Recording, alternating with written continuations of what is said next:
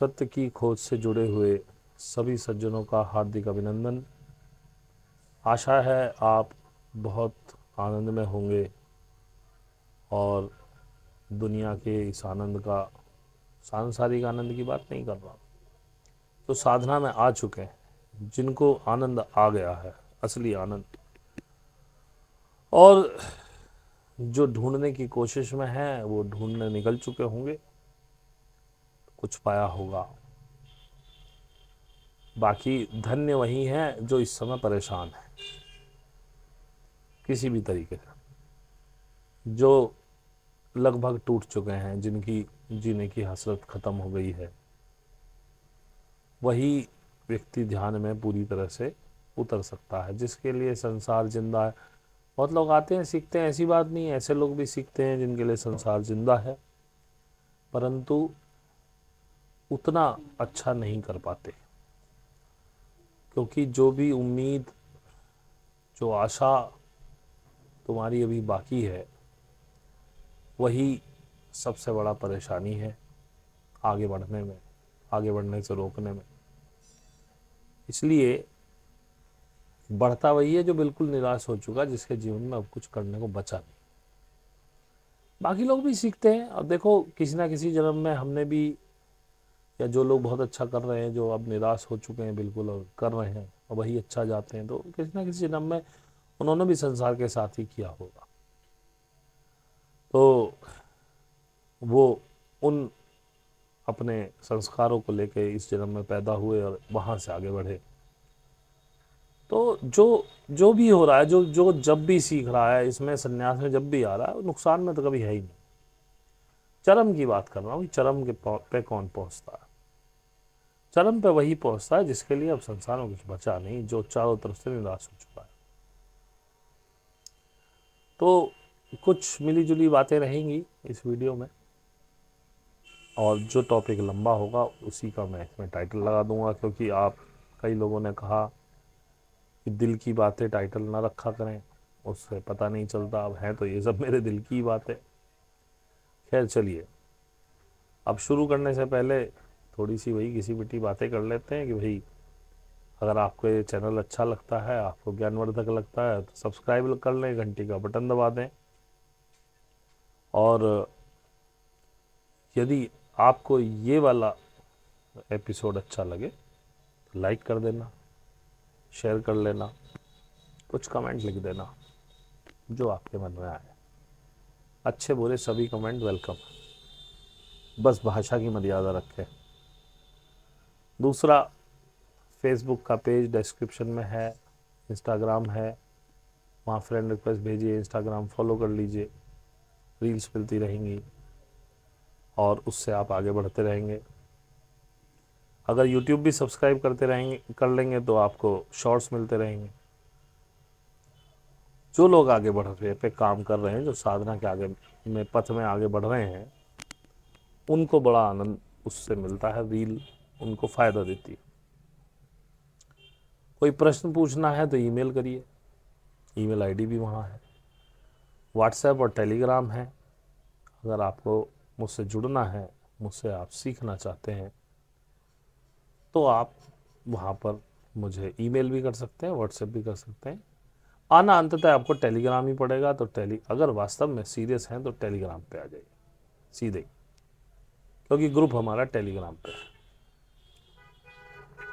शुरू करने से पहले पिछले हफ्ते के लिए थोड़ा माफ़ी मांगूंगा, एक ही वीडियो दे पाया। गला पूरी तरह से अब भी ठीक नहीं है, लेकिन अब बोल पा रहा हूँ, मतलब आराम आराम से धीरे धीरे लंबा सेशन कर सकता हूँ। तो अगले हफ्ते, इस हफ्ते हालांकि मैंने छुट्टी ली हुई थी, लेकिन मेरी सारी छुट्टी ऐसी ही चली गई। मुझे लगा था कुछ एक्स्ट्रा बनाऊंगा, लेकिन गला ऐसा हो गया कि भाई कुछ कर ही नहीं पाया। तो अगले हफ्ते से ऑफिस शुरू हो जाएगा, तो सोच रहा हूँ कि इसी हफ्ते बना दूँ एक वीडियो। आएगी तो ये अगले ही हफ्ते आपके पास, लेकिन ठीक है जो भी है। तो कुछ बातें हैं दिमाग में चल रही हैं, तो सोचा आपको बताऊं। कुछ ध्यान से संबंधित बातें भी होंगी।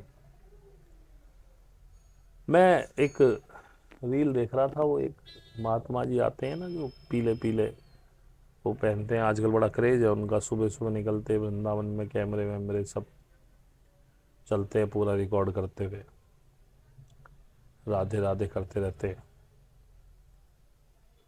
उनकी एक रील आई या शॉर्ट आया कहिए, उन्होंने कहा मांगना है तो बस परमात्मा से मांगो। शायद परमात्मा शब्द ना कहा हो, भगवान का हो, क्योंकि परमात्मा कहते ही उन लोगों के कॉन्सेप्ट खत्म हो जाएंगे। आई एम नॉट श्योर, परमात्मा भी कह सकते हैं, 99% भगवान का होगा कि मांगना है तो बस भगवान से मांगो, और नहीं मिलता तो निराश ना हो।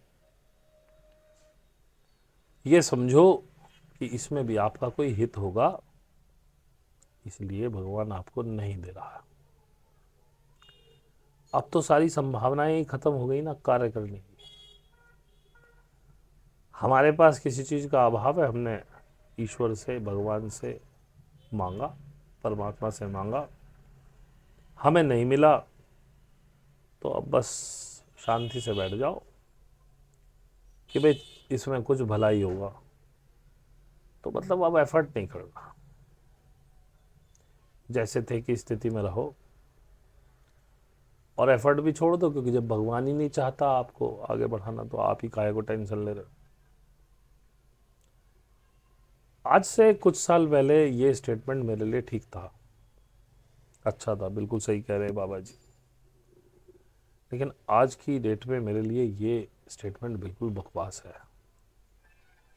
आपकी पूरी कॉन्शियसनेस की जर्नी खत्म कर दी इसने, आगे बढ़ने का मार्ग ही अवरुद्ध कर दिया इसने।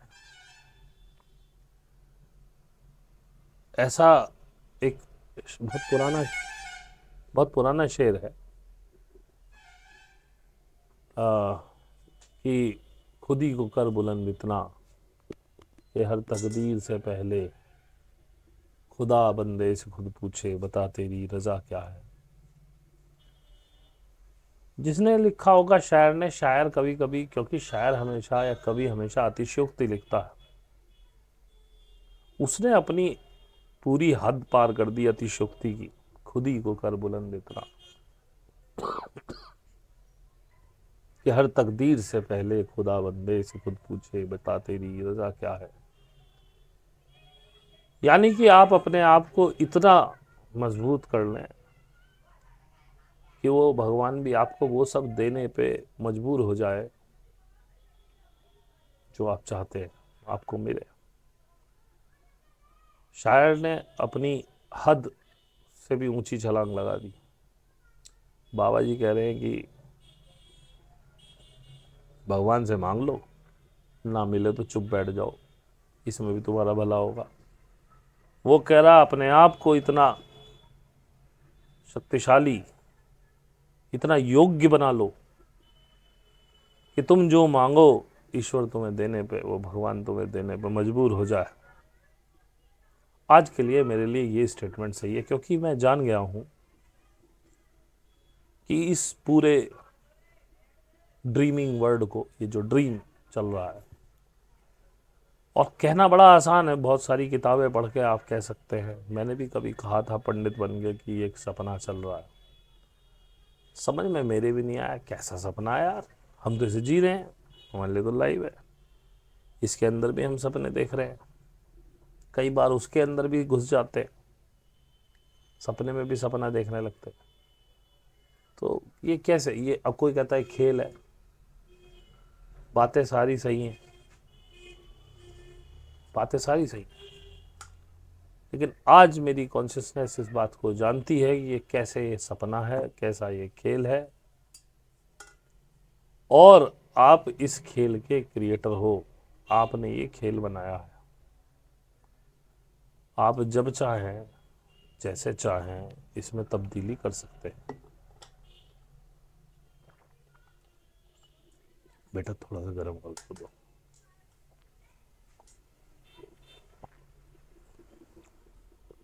तो जो चीज आप चाहते हैं आपको मिले, वो आप क्रिएट कर सकते हैं इसमें, क्योंकि आप इस खेल के प्रोग्रामर हैं। आपको सिर्फ कोड लिखना। मैट्रिक्स मूवी देखी होगी, वो कोड लिख देता था वहाँ जो उसका मेन प्रोग्रामर है,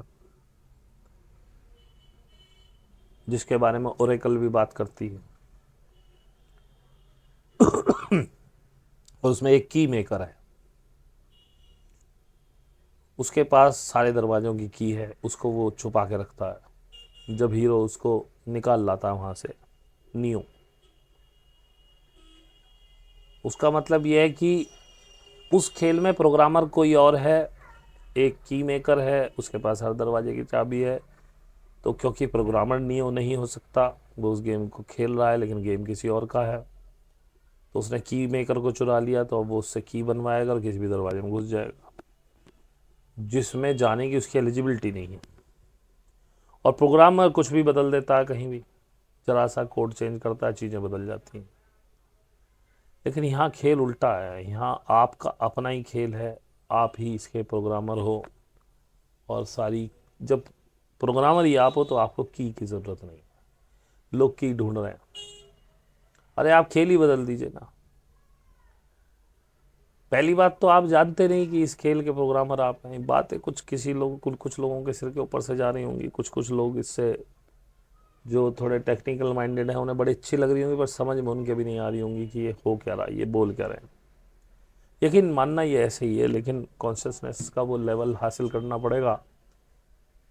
क्योंकि जब तक आप प्रोग्रामर नहीं बनेंगे अपने, पहले आपको, आप तो हैं ही, लेकिन अभी आप अननोइंगली इसे प्रोग्राम कर रहे हैं, अननोइंगली इसे बना रहे हैं। अभी आपकी डोर किसी और के हाथ में है, वो आपके माइंड को प्रोग्राम कर देता है और आप अपनी दुनिया बनाने लगते हैं अधिकतर डर से, दिमाग से। दिमाग यहाँ पर एक व्यवधान उत्पन्न करता है जो आपको अपनी पावर, प्रोग्रामर होने से रोकता रहता है। फिर भी प्रोग्राम आप ही कर रहे हैं, लेकिन ये माइंड आपका मालिक बन बैठा है और वो आपसे प्रोग्रामिंग करा रहा है। तो साधना से कॉन्शियसनेस का वो लेवल हासिल करना होगा जब आप इस माइंड को इंटरफेयर करने से रोक पाए और समझ पाए कि हाँ मैं प्रोग्रामर हूँ। फिर इसकी कोडिंग जो अननोइंगली कर रहे हैं, जो आपके अनकॉन्शियस माइंड से हो रही है, कॉन्शियस माइंड में आए कि, या आप टोटल ही इसको अनकॉन्शियस से चला पाए, अनकॉन्शियस पे आपका होल्ड हो जाए। बातें थोड़ी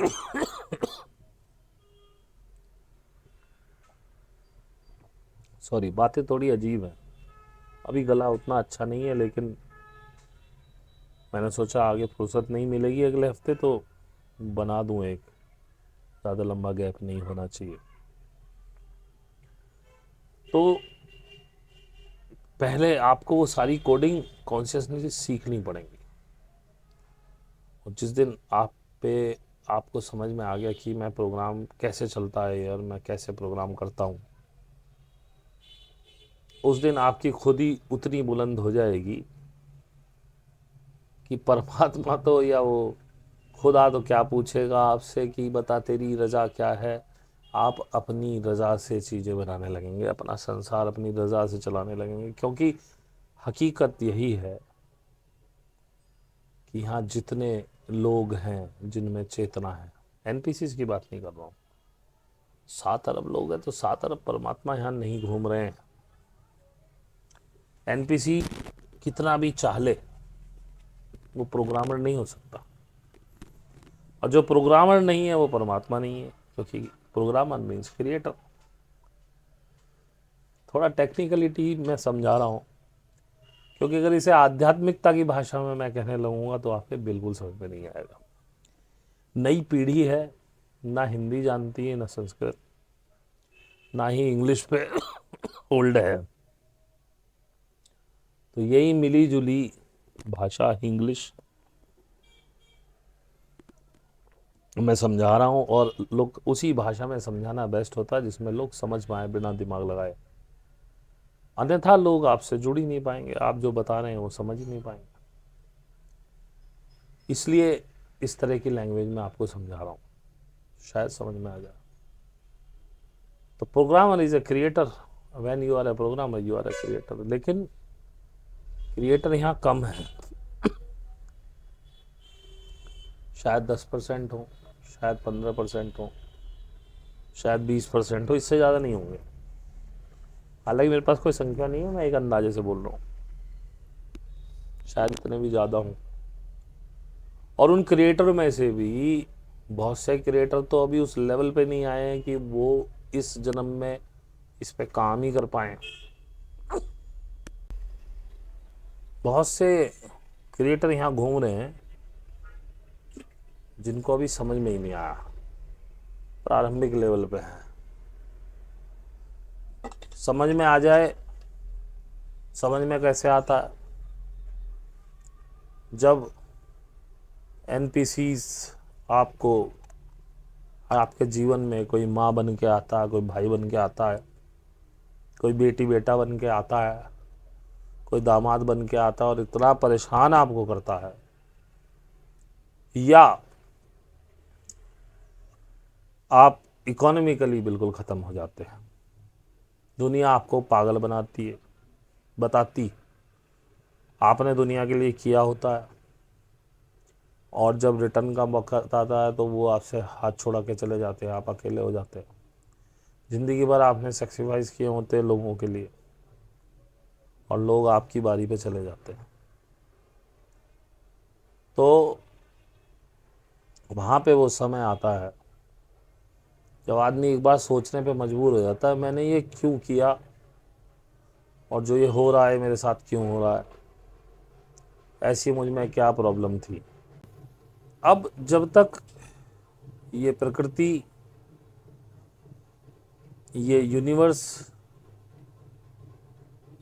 या ये भी कहना गलत होगा क्योंकि यूनिवर्स डम्ब है, उसके पास सोचने की शक्ति नहीं है कि वो चाहे कि ऐसा कुछ हो। देखिए, मैं बहुत उससे तो नहीं कह सकता, क्या कहते हैं, विश्वास से, बहुत ज़्यादा विश्वास से मैं नहीं कह सकता कि कोई हो जो इस बात का रिकॉर्ड रखता हो, लेकिन जो मेरे पास कॉन्सेप्ट है उससे मुझे जो समझ में आता है वो मैं आपको बताता हूँ। जैसा कि मैंने पहले भी बताया कि आप लोग किसी ना किसी प्लानट पर एक अच्छा जीवन जी रहे थे। इस अर्थ पे कोई चेतना अभी तक पैदा नहीं हुई। सब हो सकता है इस पूरी गैलेक्सी का ये प्रिजन प्लानट हो, ब्रह्मांड का तो मैं नहीं कह सकता। तो जो हमारी मिल्की वे गैलेक्सी है उसमें और बहुत सारे प्लानट हैं, उनमें जीवन है, वो हाई डायमेंशंस के हैं। अभी मैंने कल एक वो देखा था, सरसरी निगाह से पढ़ा कि एक ग्रह है जिसपे पानी हवा ढूंढ ली गई है, और वैज्ञानिक सोच रहे हैं कि क्यों ना उस पर सीडिंग करे जाके। तो ऐसा भी तो संभव है कि जो, जब मैं सीडिंग की बात कर रहा हूँ, जब ये ग्रह और लोगों के दिमाग में आया होगा कि पृथ्वी जैसा कोई ग्रह बन गया है, तो उन लोगों ने यहाँ आके सीडिंग की होगी, अपने अच्छे अच्छे प्लांट्स, अच्छे अच्छे कीड़े मकोड़े, सब चीज़ें यहाँ पर लाकर ट्रांसफ़र की होंगी। और ये मैं मानता ही नहीं हूँ, इसके मेरे को कुछ मतलब सबूत वैसे तो कोई है नहीं, लेकिन कुछ लिखित साक्ष्य भी मिले हैं और लोगों के भी, जिन्होंने ये कहा है कि हाँ, यहाँ पे मनुष्य को सीधा प्लांट किया गया था लाके दूसरे किसी ग्रह से, और जिस ग्रह से हमें प्लांट किया गया था उसमें हम मनुष्य रूप में ही थे।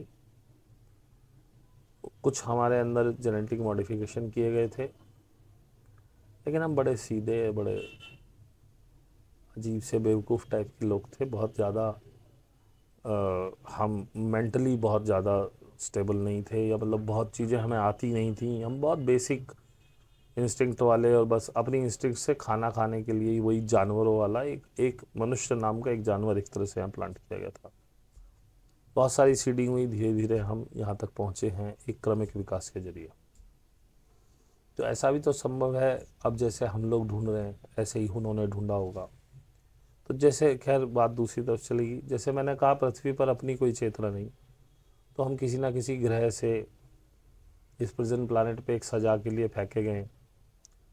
तो हमारे मेंटर्स हमें वॉच करते होंगे, जैसे कि मेरे पुराने वीडियो में अपने चैनलिंग विद माँ में देखा होगा, मुझे बताया गया कि मैं एंड्रोमेडा से हूँ और वो लोग शुरू से मुझको वॉच कर रहे हैं। ऐसे और लोग भी होंगे एंड्रोमेडा के, उन्हें भी वो वॉच करते होंगे। तो जब उनको लगता होगा कि अब इसने इतने जन्म ले लिए और पिछले जन्मों में धीरे धीरे इसने काम करते हुए, क्योंकि हमें ज़ीरो करके भेजा जाता है, चेतना तो हम हैं लेकिन कॉन्शियसनेस लेवल ज़ीरो करके भेजा जाता है। मतलब हम वही नीचे की सेक्स वेक्स की नीचे के चक्करों पे रहते हैं। फिर पता नहीं कितने जन्मों में हमने ये तरक्की की होगी, ये तो मैं भी नहीं जानता। उसके बाद शायद वही लोग हैं जो हमारे लिए इस खेल को खेल रहे हैं। हमारे लिए खेल हमारा ही है, लेकिन क्योंकि हम अभी प्रोग्रामर नहीं बने हैं, क्रिएटर नहीं बने हैं, तो वो लोग हमारे लिए इस गेम को खेल रहे हैं। उनके पास इतनी पावर है कि वो टेलीपैथिकली अपने संदेश पहुंचाते हैं, मेरे को मिलते हैं। मैंने बहुत सारी बातें कही हैं जब मैंने कहा है कि मेरे गाइड्स ने मेरे को बताया है, या जब मैं कहता हूँ कि मेरे पास ऐसी इन्फॉर्मेशन है, तो इन्फॉर्मेशन कहीं वो बाहर यहाँ की नहीं।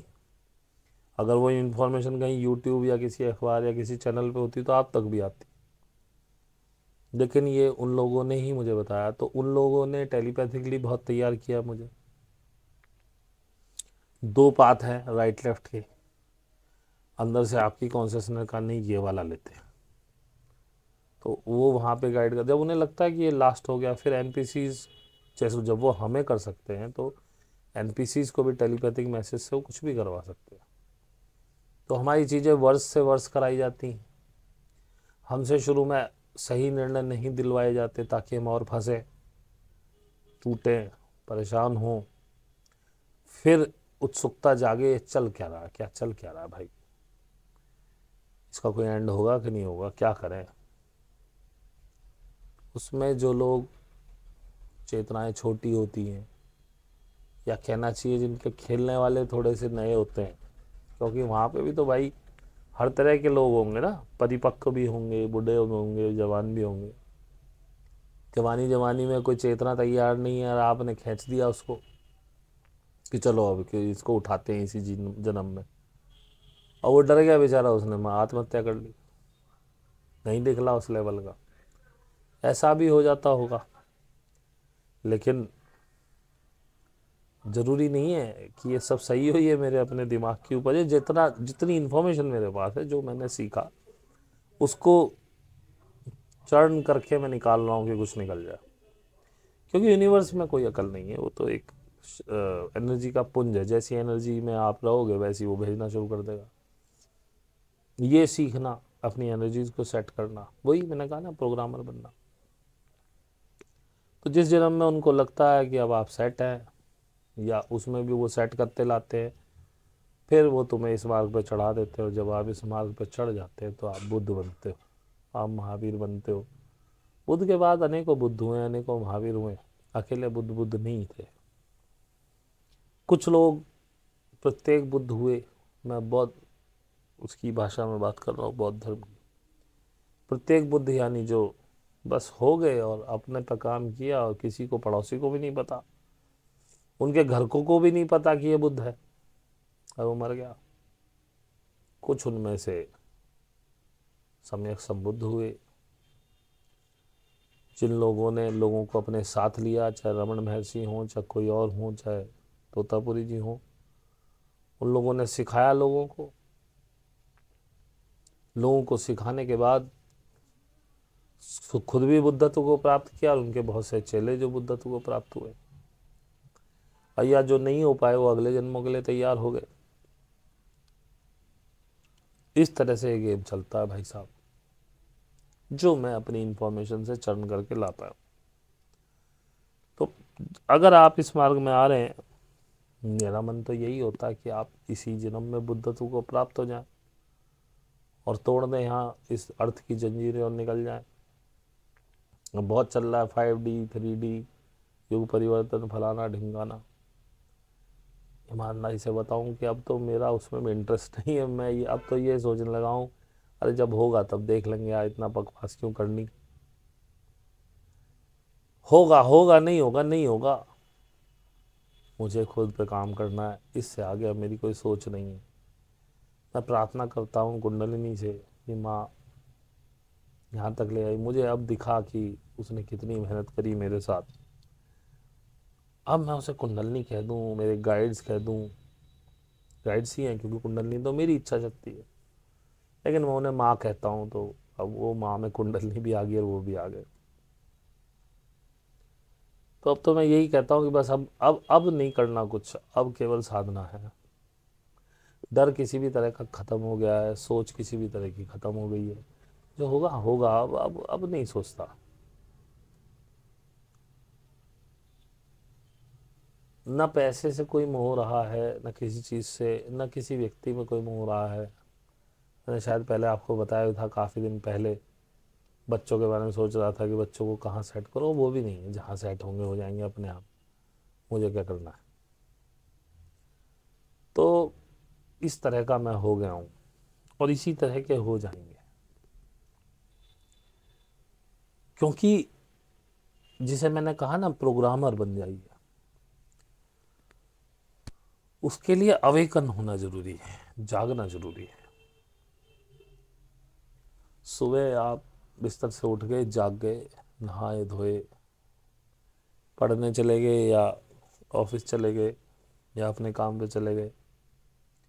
यह जागना जागना नहीं है, आप तभी भी सोए हुए हैं। मेरे इतने वीडियोस मैंने बनाए, आपको कुछ समझ में नहीं आया। ये भी पता नहीं कितनों के समझ में आएगा नहीं आएगा, क्योंकि आप सो रहे हैं। You are hearing what I am saying, but you are not listening. आपके अंदर नहीं घुस रहा, वो दिमाग में कुछ और चल रहा है। You are not aware, you are not awaken.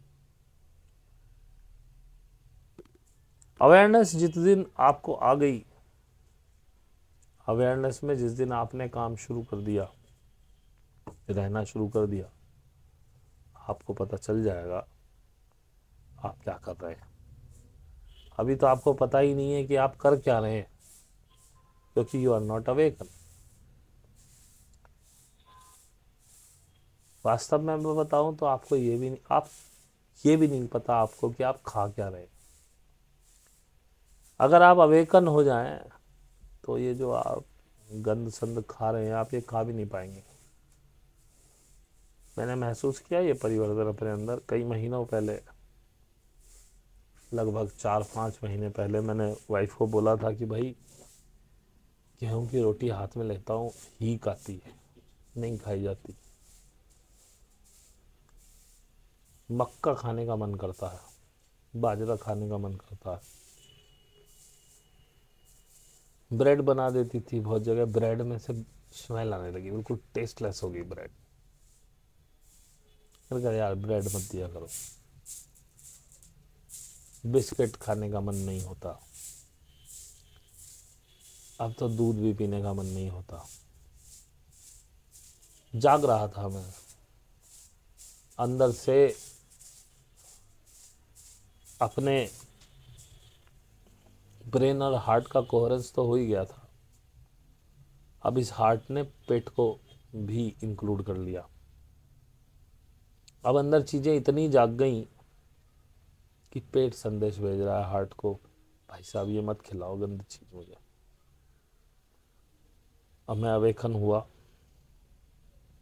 अब मैंने मतलब मैं फिर भी गेहूँ वेहूँ खाता था, मेरे खाने का मन नहीं था, 2 रोटियां मैं नहीं खा पाता था।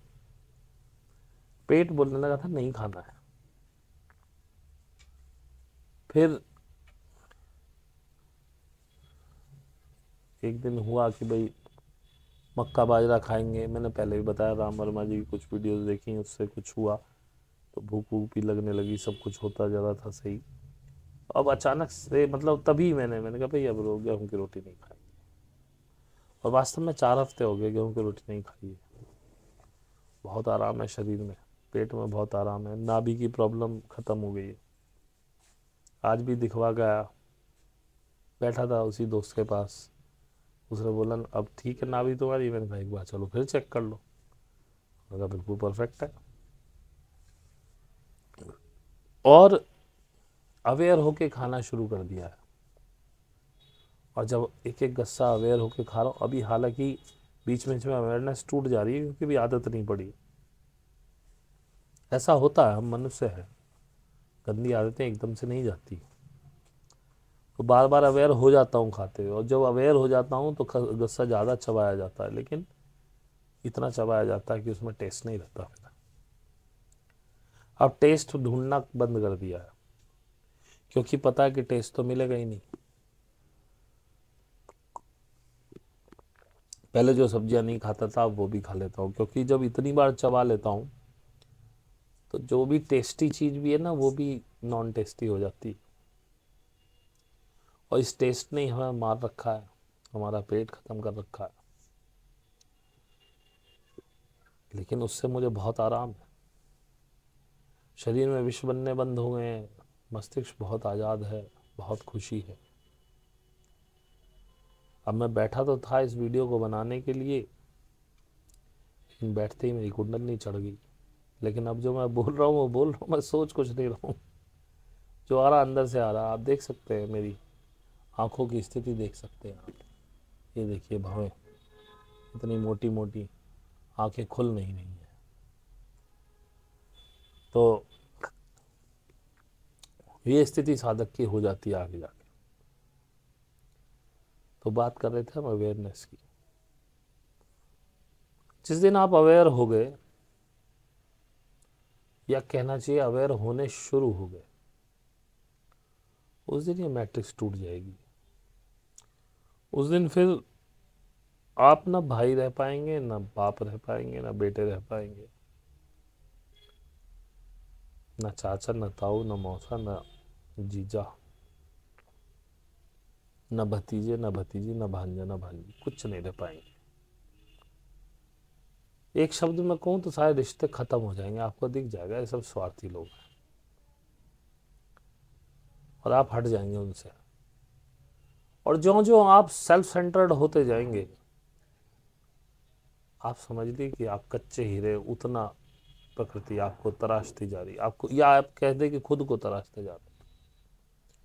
आपने एक मूर्ति देखी होगी जिसमें वो छेनी हथौड़े से खुद को बना रहा है।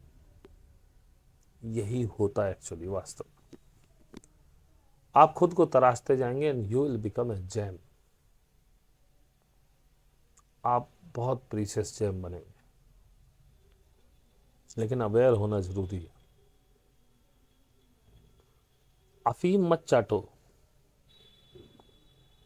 गफलत में मत रहो, तुम गफलत में जी रहे हो। अक्सर क्या होता है, तुम्हें कोई कष्ट है, परेशानी है, तो तुम अफीम का सहारा लेते हो, या कहना चाहिए नशे का सहारा लेते हो, क्योंकि उससे थोड़ी समय के लिए आप वो परेशानी भूल जाते हो, या कह दे कि माइंड की नसें रिलैक्स हो जाती हैं, ज़्यादा नहीं सोचती उस बारे में, आपको एक आनंद की अनुभूति होती है, थोड़ा लाइटनेस मिलती है। तो ऐसे लोग नशे के आदी हो जाते हैं, शराब पीने लगेंगे, एलएसडी लेने लगेंगे, भांग खाने लगेंगे, अफीम खाने लगेंगे, और भी बहुत से नशे। और फिर क्योंकि वो जो रिलैक्सेशन आता है वो आपको कभी मिला नहीं, क्योंकि ज़िंदगी लगी पड़ी। उसके पीछे भी अवेयरनेस है, क्योंकि आप अवेयर नहीं, पर चलिए पहले इस पे बात कर लेते हैं। और आप विभिन्न तरह के नशे करते हैं। नशे सिर्फ ये दारू पीना, भांग, ये नहीं, ये तो बहुत अच्छे नशे हैं। कम से कम पता तो है कि हम नशा कर रहे हैं, उसे छोड़ा भी जा सकता है। लेकिन अक्सर जब आप परेशान होते हैं तो आप एक नशा करते हैं धर्म का, हमारे बनाए हुए कृत्रिम धर्मों का आप नशा करते हैं। और किसी धर्म में भी जाओ, वो सबसे पहले आपसे बोलेगा कि नशा मत करो, नशा मत करना, शराब नहीं पीना, सिगरेट नहीं पीना, भांग नहीं खाना। वो कहता है ये नशा वर्जित है। क्यों? क्योंकि इसी नशे का कारोबार वो भी करते हैं, और उनको पता है यदि तुमने बाहर वाला नशा ले लिया तो ये वाला नशा नहीं चढ़ेगा। आप देखेंगे जो अफीम का सेवन कर रहा है, गांजे का सेवन कर रहा है, वो वो मंदिर नहीं जा पाएगा। जाएगा तो ऊपरी मन से जाएगा, वैसे ही मतलब घर वाले खींच खांच के ले जाए तो ले जाए, लेकिन वो ऑलरेडी नशे में है, उसको धर्म का नशा नहीं चढ़ता है। जितने आप परेशान होते हैं उतना आप धर्म का नशा करते हैं, आपका ईगो भी तृप्त होता है। कम से कम अफीम शराब के नशे में ईगो तो नहीं आता बीच में। आपको पता है हम नशा कर रहे हैं, वहां आप नशा भी करते हैं और दुनिया को ये दिखाते देखो मैं कितना धार्मिक हूं। लेकिन अवेयर हुए बिना आप धार्मिक हो ही नहीं सकते, क्योंकि धर्म केवल एक है, वो है इंसानियत। इंसानों का धर्म इंसानियत है, कुत्तों का धर्म कुत्तापना है, शेर का धर्म शेरपन है। एंड जैसे मैंने पहले ही कहा था, दे आर फुल्ली एनलाइटेंड। वो अपनी चरम अवस्था तक पहुंचे हुए हैं, उनको पता है कि हमारा क्या शरीर है, हम क्या क्या कर सकते हैं। एनलाइटेंड का मतलब यही तो है, आत्मज्ञान। आप खुद को कितना जानते हैं, वो पूरी तरह से जानते हैं अपने शरीर को, क्योंकि वो माइंड से काम नहीं करते, उनका हार्ट ही चलता है। और जब आप किसी को पाल लेते हैं तो उनका थोड़ा थोड़ा माइंड चलने लगता है, तो वो आत्मज्ञान से दूर हटने लगते हैं। जब आप में अवेयरनेस आएगी तब आपको चीज़ें सही दिखने भी लगेंगी, और उसी से आप प्रोग्रामर बनेंगे इस गेम के। और जैसे ही आप प्रोग्रामर बन गए फिर कोई चीज़ आपसे छूटी नहीं है। पुराने लोग झांसा देते थे,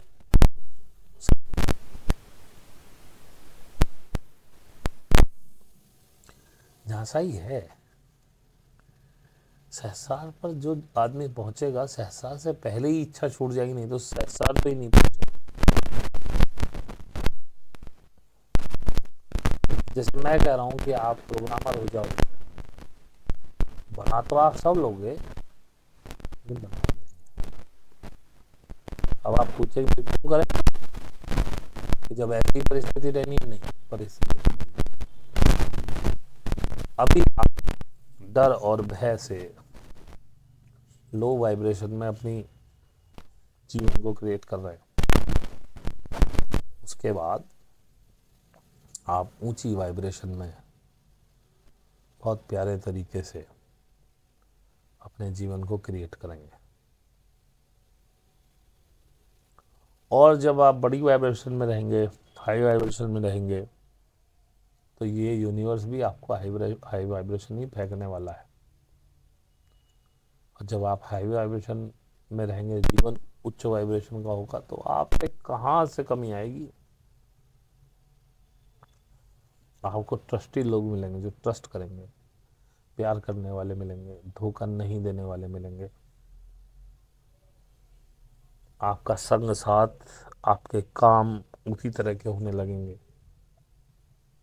पैसा कमाना कोई वो थोड़ी है क्राइटेरिया कि हम सक्सेसफुल हो गए। पैसा कमाना कोई क्राइटेरिया नहीं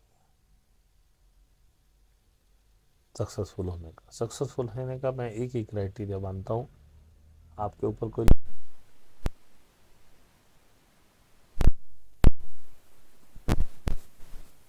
दिन भी किसी भी कितने भी घंटे अपने लिए निकाल पाए, मेरे लिए ये सक्सेसफुल होना है।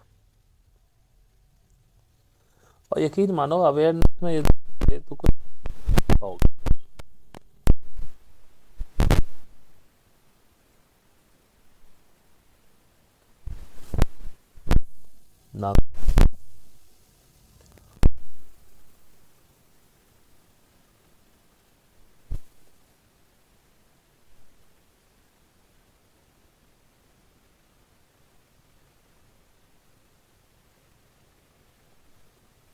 रहा,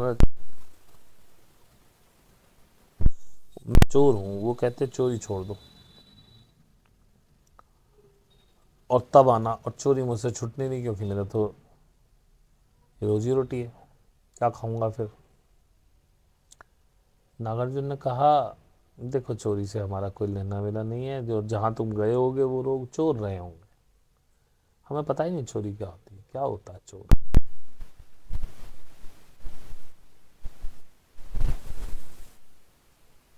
चोरी भी करते हो तो करो, मुझे कोई नहीं है, बस ये ध्यान रखना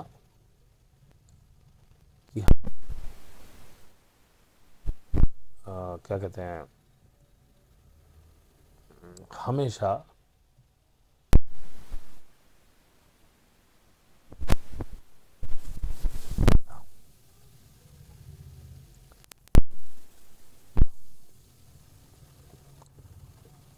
अगर आप अवेयर रहे तो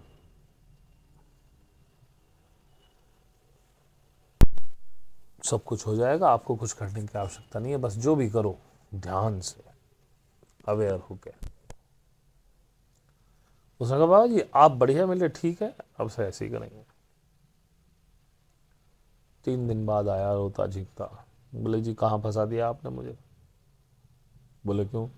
बोले आप तो बड़े शातिर आदमी हैं, आपने मुझे चोरी करने की इजाजत दे दी, कहते हैं अवेयर हो जाओ, अवेयर होकर करना। मैं गया था राजा के यहाँ, राजा की तिजोरी खोल ली थी, खजाने में घुस गया था, इतना सोना, इतना चांदी, इतने जवाहरात निकाल सकता था, मेरी अगली 5 पीढ़ियों को खाने पीने की जरूरत नहीं थी। बोले लेकिन आपने कहा अवेयर होना, जैसी मैं अवेयर हुआ, और मैंने कहा ये क्या, वो चांदी सोने रत्न वो तो सब मिट्टी हो गए मेरे लिए। मैंने कहा भाई ये क्या कर रहा है तू, ये क्या है, तो बेवकूफ़ी है। फिर मैंने मन झटका, अनअवेयर हुआ, तो फिर उनमें रस आने लगा, फिर इकट्ठे करने लगा, फिर अवेयरनेस आई, फिर वो पत्थर हो गए। मैं चुरा नहीं पाया, बोले 3 बार चोरी कर चुका हूँ मैं, 1 रुपया घर नहीं लेके आ पाया, भूखा मर जाऊंगा ऐसे तो नागार्जुन ने कहा देखो चोरी से तो हमारा कोई वास्ता नहीं, इस पर तो हमें बात ही नहीं करनी थी, क्योंकि मुझे तो पता ही नहीं चोर क्या होता है, चोरी क्या होती है, और हमारा तुम्हारा ये पैक्ट था कि हम इस पर कभी बात नहीं करेंगे। तो चोरी का तो जानो तुम, बात है अवेयरनेस की, तुम चाहो छोड़ दो, चाहो रख लो। उसने कहा नहीं बाबा जी अब तो इसमें मजा आने लगा, अब तो मैंने देख लिया अवेयरनेस का मतलब क्या होता है, मुझे अब इसमें आनंद आया, अब इसको छोड़ने का मन नहीं करता। तो बोले भाई वो तू जान, हमारा इससे कोई मतलब नहीं। तो इस तरह से अब ऐसे ही मैं कह रहा हूं, आप अवेयर हो जाओ, जो चाहो करो, गुस्सा करो, किसी पे गुस्सा आ रहा है, लेकिन ध्यान रखना अवेयर रहना, मैं गुस्सा कर रहा हूं, मैं बहुत गुस्सा कर रहा हूं, खूब गुस्सा करना, लेकिन अवेयर होके। आप देखेंगे अगर आप अवेयर हैं आप गुस्सा नहीं कर पाएंगे। मैं कह रहा हूं आप खाओ, अवेयर होके खाओ, आप देखेंगे आप गलत चीजें नहीं खा पाएंगे।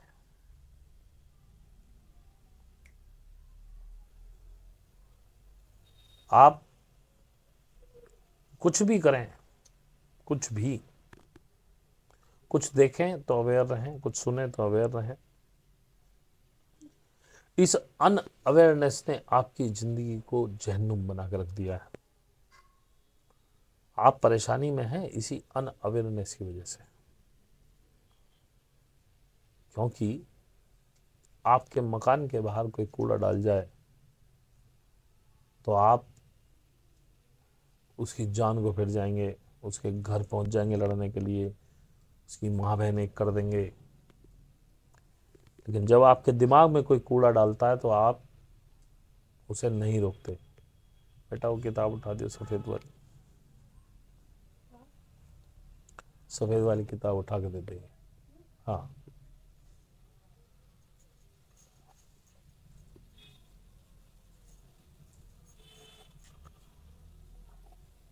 वो दिमाग में कूड़ा डाल रहा होता है और आप कहते हो आंधे आंधे आंधे।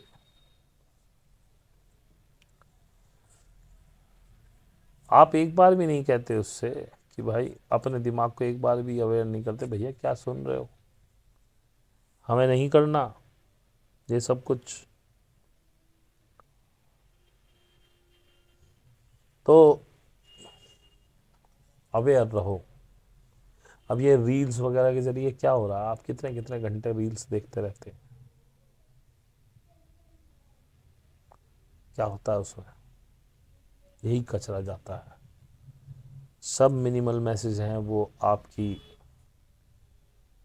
अनकॉन्शियस में सीधे अटैक करते हैं, और आप इतने अनअवेयर हैं कि जो सुनते हैं उनको फैक्ट मान लेते हैं, क्योंकि वो इतने छोटे मैसेज होते हैं। आप इतने रिएक्ट करने का सोचते हैं, इतने दूसरा मैसेज आ चुका होता है, रील आगे बढ़ गई होती है।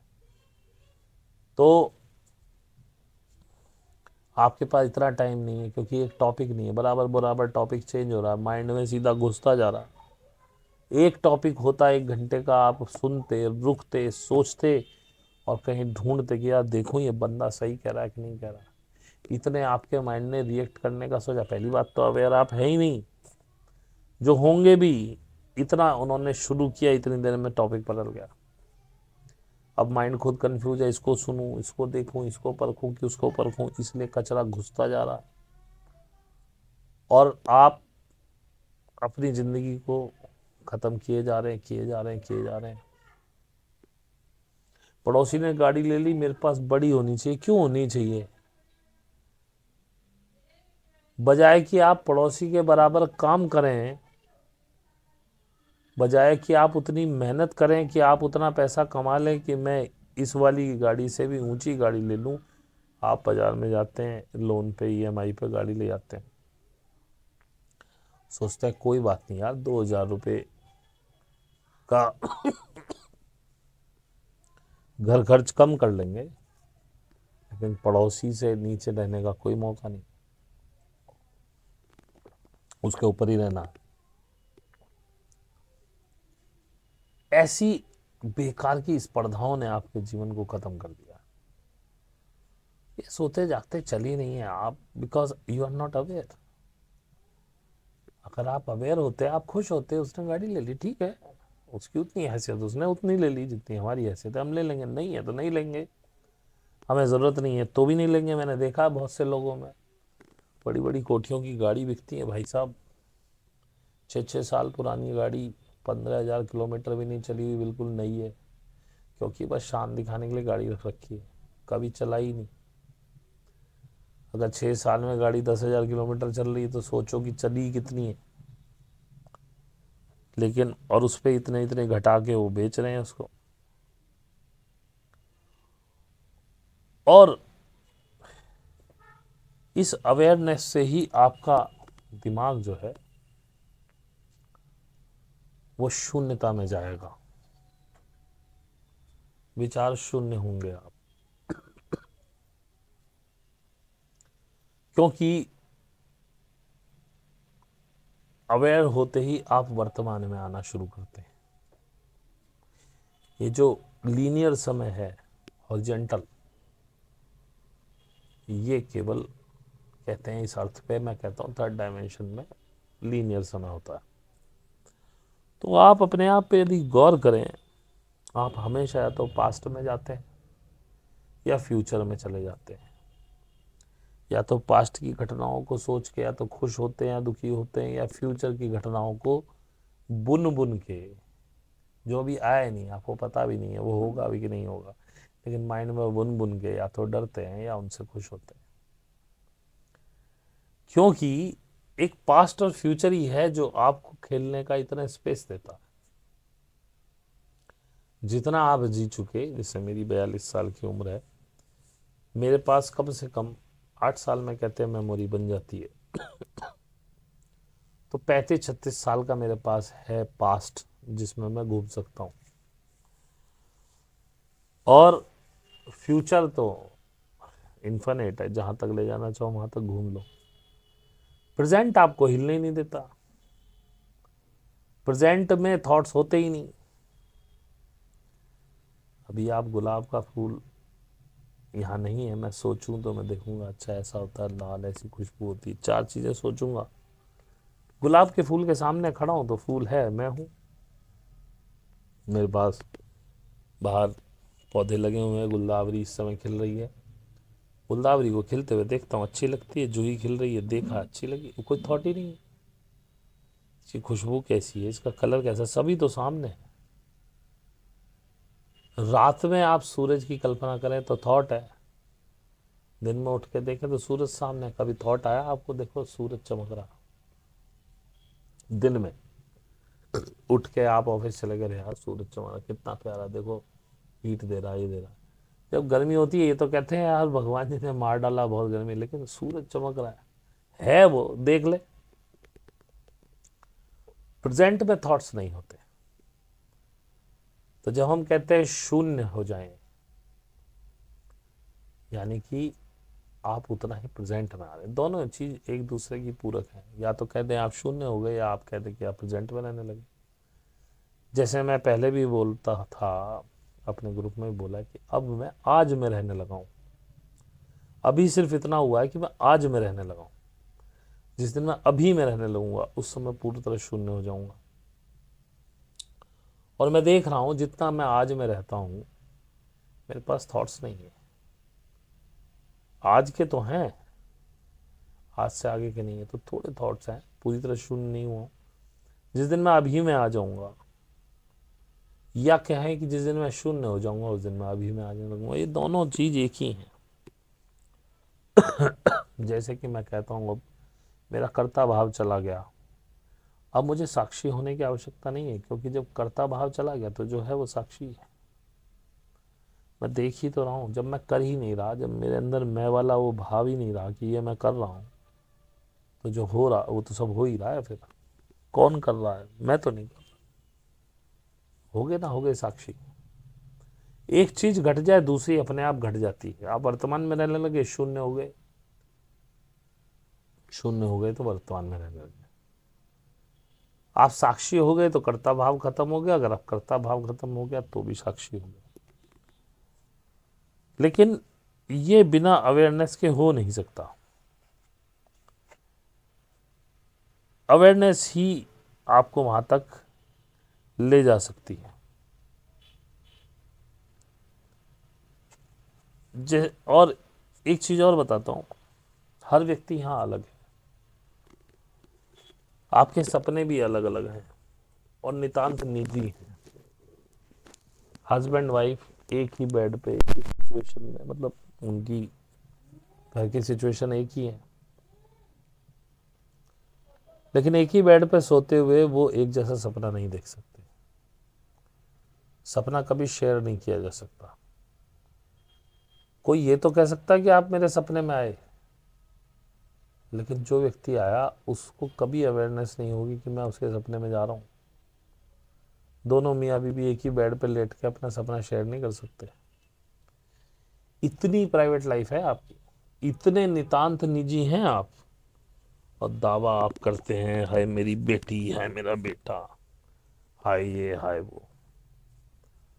कहाँ तक के दावे, कहाँ तक की कहानियां आप बना लेते हैं, क्या क्या करने की, किस किस के लिए। जबकि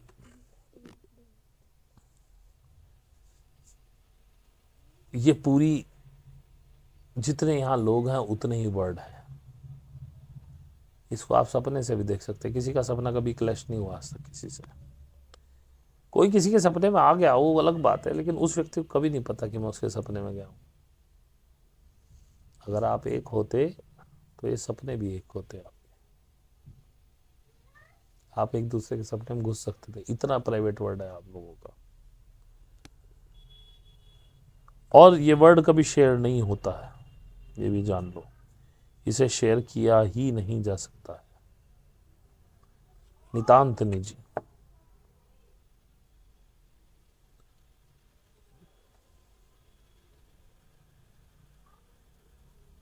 और जब आप साधना में आते हैं तो आप, अभी तो आप एक हॉरिजॉन्टल लाइन में जी रहे हैं, तो आप वर्टिकल लाइन में जी रहे हैं।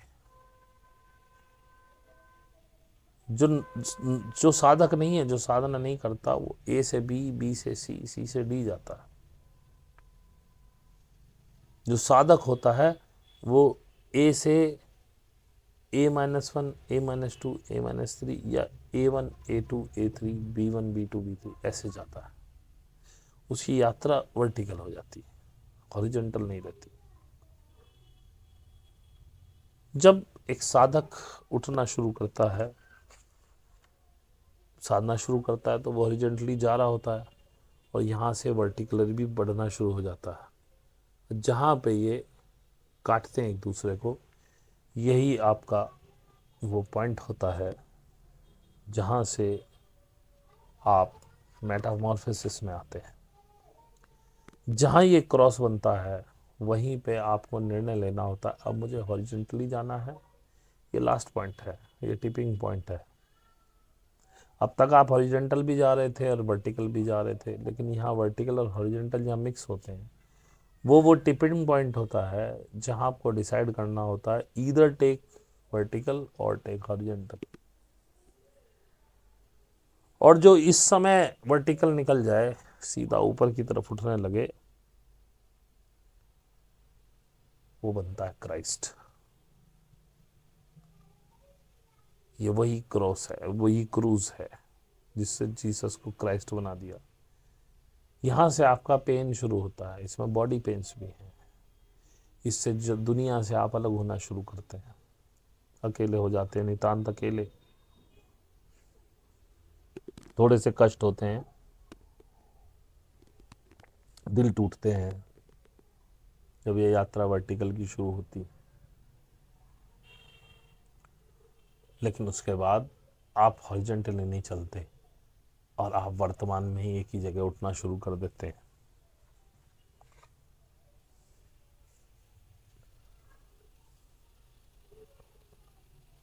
और आपने देखा होगा बुद्ध, महावीर जैसे लोग, लॉ त्सु जैसे लोग, ये लगभग एक जैसी बातें क्यों करते हैं?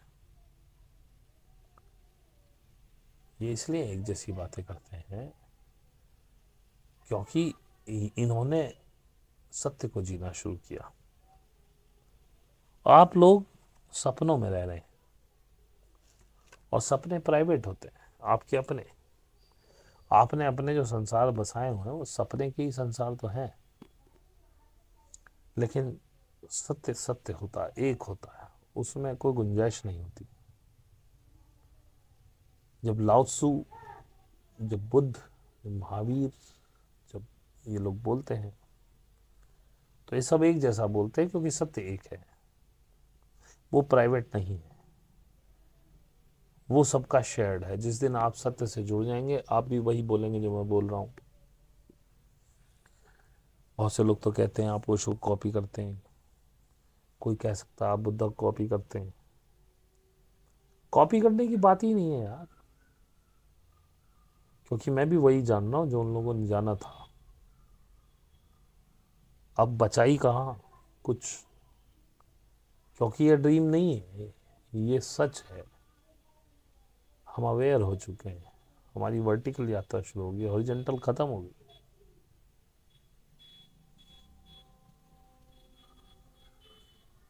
कभी आपने सोचा है, जब अक्सर आपने देखा होगा कोई प्रेमिका या कोई पत्नी अपने प्रेमी या पति को क्या कहती है, कभी कभी बड़े प्यार से बोलेगी, खासकर पतियों की बात कर रहा हूँ।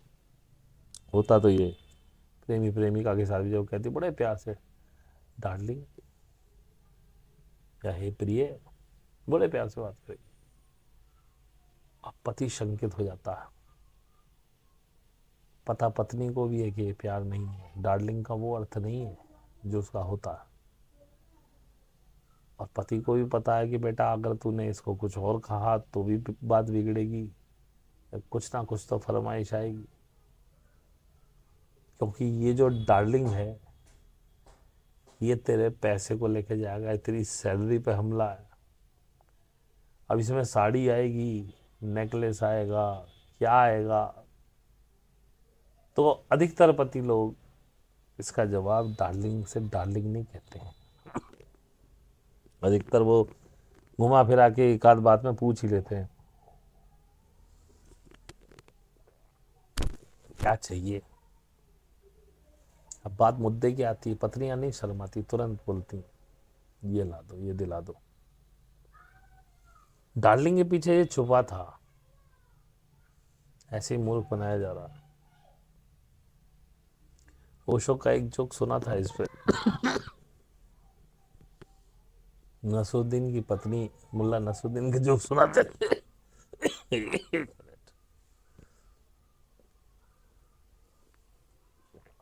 जोक सुनाते थे वो।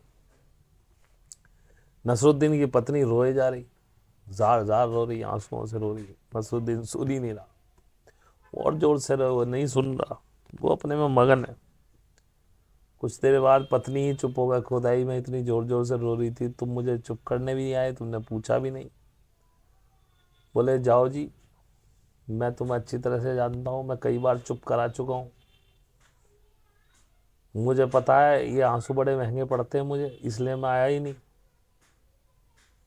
मैं कोई नया व्यक्ति नहीं हूँ।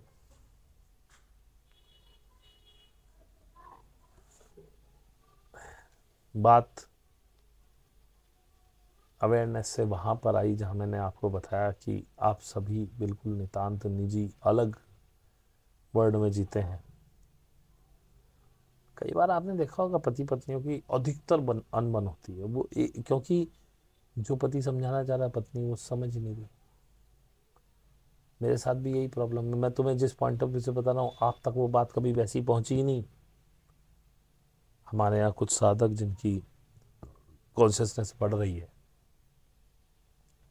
वो आज मेरी 2-2 ढाई-2.5 साल पुरानी बातों को समझ रहे हैं, कह रहे हैं जी अब समझ में आई आपने क्या कहा। अभी भी ये गारंटी नहीं है कि वो वैसा ही समझे कि मैंने जैसा समझाया था, लेकिन चलो ये तो बोला समझ में आई, इसका मतलब तब नहीं आई थी। और मैं हमेशा यही कहता हूँ, वीडियो को उतना सुनो कि वो समझ में आ जाए, लेकिन जब तक उस कॉन्शियसनेस लेवल पे नहीं आओगे तब तक वैसा तो समझ में आने वाला ही। तुम मेरी कही हुई बात में से अपनी अपनी बातें निकालते हो।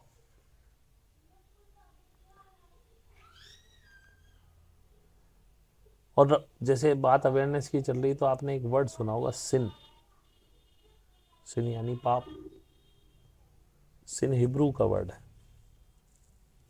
और हिब्रू में इसका अर्थ होता है मिस, मिस करना। और जब भी आप अवेयर नहीं होते हैं तब आप मिस करते हैं। इसीलिए आप पग पग पर पाप करते हैं, सिन करते हैं। अभी आप कोई कविता सुन रहे थे, कहीं बैठे हैं, कविता पाठ चल रहा है, आपका फोन आ गया या आपको कुछ बातें याद आ गई,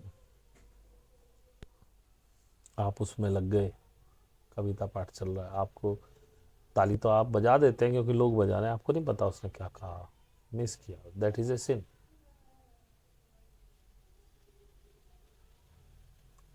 अगर ये सिन करना छोड़ना है तो अवेयर हो जाओ। जब जब आप अवेयर होगे आपसे कभी पाप नहीं होंगे, क्योंकि पाप का मतलब ही मिस करना होता है। मिस मत कीजिए, जो चीज़ सुननी है सुनिए, नहीं सुननी है तो छोड़ दीजिए, पर मिस मत करिए, जाइए ही मत वहाँ। नहीं सुननी, हमारा इंटरेस्ट नहीं। मेरी बातों को भी बड़े गौर से सुनिए, एक एक शब्द आपको बहुत कुछ दे सकता है।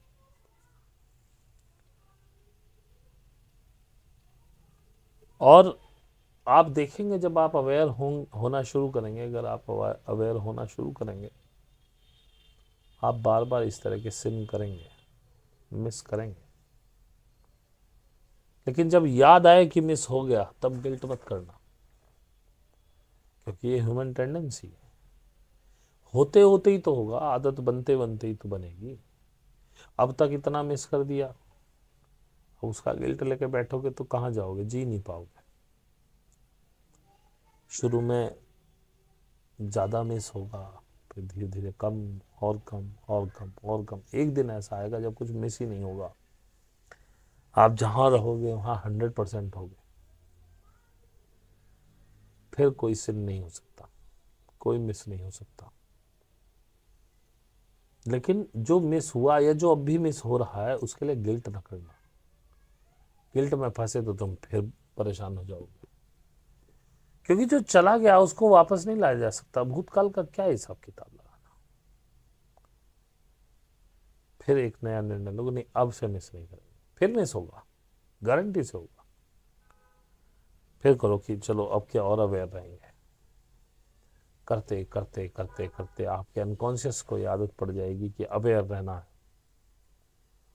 और जिस दिन आप पे अवेयरनेस आप में अंदर आ गई उसी दिन आप बैलेंस में आ जाओगे। क्योंकि कुंडलिनी का रास्ता ही बैलेंस का है।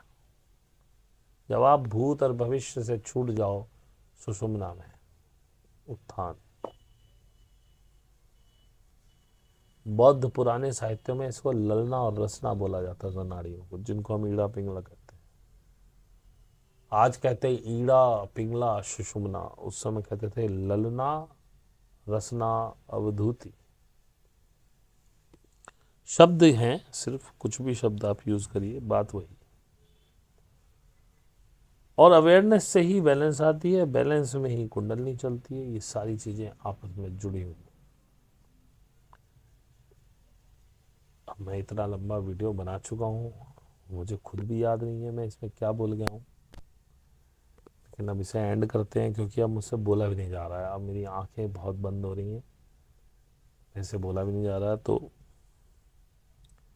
बस इतना ही कहना चाहूँगा कि अगर आपको इसमें से कुछ भी अच्छा लगा हो, इसमें कोई ज्ञान मिला हो, लाइक करना, शेयर करना। और भाई लाइक करने में तो कुछ जाता ही नहीं, कुछ कमेंट भी डाल दिया करो। और भाई अगर आपको बोरिंग लगता है, कुछ समझ में नहीं आ रहा, तो मुझे ज्ञान देने से अच्छा है कि आप ये चैनल अनसब्सक्राइब कर दें। हालांकि मुझे आपके जो बुरे कमेंट्स हैं वो बुरे नहीं लगते, लेकिन फिर भी मैं ये कहता हूँ, यदि आपको समझ ही नहीं आ रहा और आपको मेरे से कोई प्रॉब्लम है रही है, या आपको अच्छा नहीं लगता, तो क्यों सुनते हो? जाओ। जिनको सीखना है, मेरी फीस 1000 रुपये है। व्हाट्सएप, ईमेल, टेलीग्राम, कहीं से भी मुझे संपर्क करें, ध्यान करके सुने। मुझे संख्या बढ़ाने का कोई शौक़ नहीं है।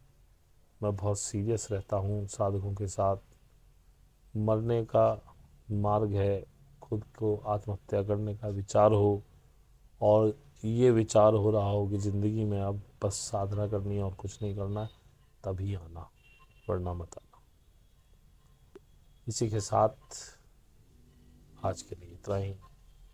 बहुत बहुत धन्यवाद, बहुत बहुत धन्यवाद।